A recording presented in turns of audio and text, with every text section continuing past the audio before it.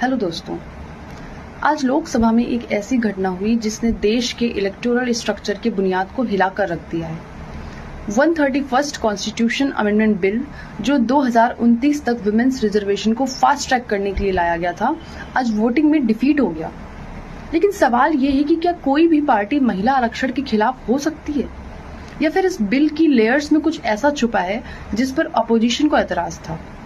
चलिए इसके कॉन्स्टिट्यूशनल और टेक्निकल पहलुओं को समझते हैं। सबसे पहले बात करते हैं कॉन्स्टिट्यूशनल प्रोविजंस की। कॉन्स्टिट्यूशन के आर्टिकल 368 के तहत किसी भी संविधान संशोधन के लिए स्पेशल मेजॉरिटी की जरूरत होती है।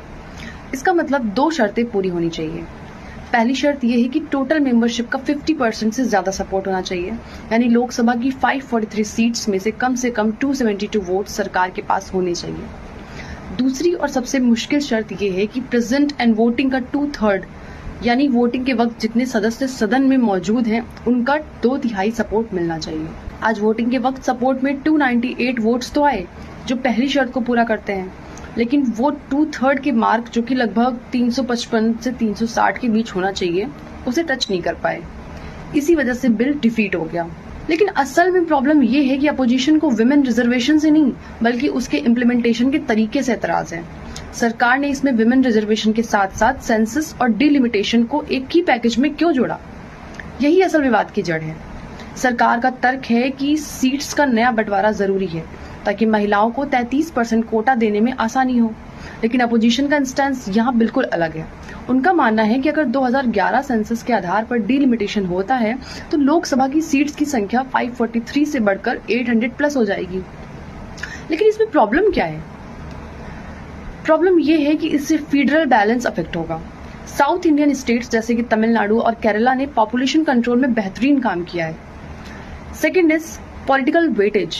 अगर पॉपुलेशन के बेसिस पर सीट्स बढ़ेंगी तो north Indian states like UP, Bihar, MP इनकी सीट्स ज्यादा बढ़ेंगी। साउथ इंडिया को डर है कि उनकी राजनीतिक आवाज पार्लियामेंट में कमजोर हो जाएगी। ये तो इनाम के बदले सजा की तरह हो जाएगा। अपोजिशन का कहना है कि सरकार विमेन रिजर्वेशन को एक शील्ड की तरह इस्तेमाल कर रही है ताकि उसके पीछे डिलिमिटेशन जैसे बड़े बदलाव पास करवाए जा सकें। उनका स्टैंड है कि आरक्षण अभी दीजिए, लेकिन इसे सेंसस या डिलिमिटेशन की शर्त से मत बांधिए। फिलहाल 131st अमेंडमेंट बिल डिफीट हो चुका है। अब देखना ये होगा कि क्या सरकार बिना डिलिमिटेशन के नया बिल लाती है या फिर ये मुद्दा 2029 के चुनावी दांवपेच में ही उलझा रहेगा। आपको क्या लगता है, क्या विमेन्स रिजर्वेशन को सेंसस से जोड़ना सही है या इसे तुरंत लागू होना चाहिए?